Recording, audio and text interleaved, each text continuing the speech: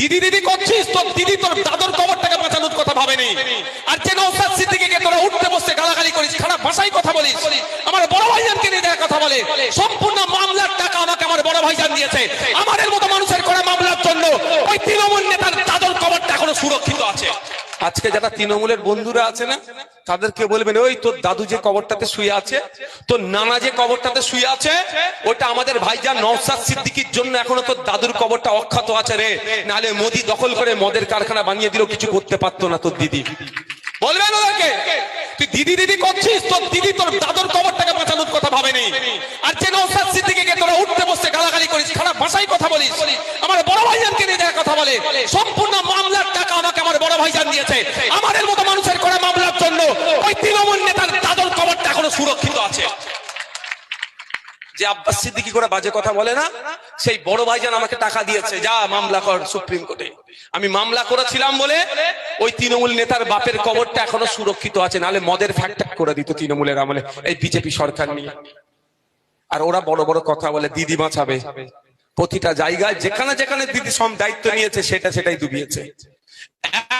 একটা জায়গা আপনি বলুন যে একটা জায়গায় দিদি সত্যিকারের কথা দিয়ে কথা রেখেছে, একটা জায়গার কথা বলুন, একটা জায়গায় বলুন তার রাজনৈতিক ইতিহাসে তিনি কথা দিয়ে কথা রেখেছেন, পারবেন?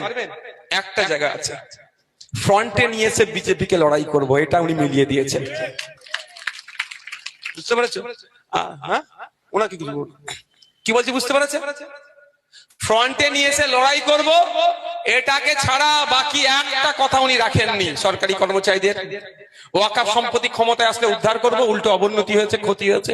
স্কুল শিক্ষা ব্যবস্থা মান উন্নয়ন হবে, বিজেপিকে আটকাবো, সব ফেল হয়েছে। তাই বন্ধুগণ, আমি আপনাদের বলবো সজাগ সতর্ক থাকতে হবে। তৃণমূলের এমন কোন প্রকল্প নেই যে প্রকল্পের জন্য আপনার কাছ থেকে ভোটটা চাইবে, শুধুমাত্র বিজেপির ভয় প্রকল্প। একটা প্রকল্প আছে, তার নামটা কি? বিজেপির ভয়। এই প্রকল্প দিয়ে উনি ভোটটাকে চাইতে চাইছেন, বাকি কোনো প্রকল্প দিয়ে চাইছে না। মা, তোমার মা বাপ যে কবরে ঘুমোচ্ছে, মমতা ব্যানার্জি সেটা বিজেপিকে সহযোগিতা করে দিচ্ছে কবরটা কেড়ে নিতে। ভোটটা কি মমতা ব্যানার্জিকে দেবে তুমি? বলো মা, দেওয়া যাবে? আর ওই কবরটা যাতে ঠিক থাকে, তুমি গিয়ে একবার জিয়ারত করতে পারো। তোমাদের আব্বাস সিদ্দিকী আমাকে টাকা দিয়েছে, সুপ্রিম কোর্টে মামলা করতে পাঠিয়েছে। এবার কোথায় ভোট দেবে তুমি দেখো। কি বলছি বাপ, বুঝতে পেরেছো? শুধু তোমার বাপের নয়, যে তোমাদের পাড়াই মা যে তৃণমূলের নেতা, তার দাদুর কবরটাকে বাঁচানোর জন্য আব্বাস সিদ্দিকী আমাকে মামলা করতে পাঠিয়েছিল। তাদের হোশ নাই, যখন হোশ ফিরবে একই সকাল রাতের চেয়ে অন্ধকার হয়ে যাবে তাদের জন্য। তারা যা করছে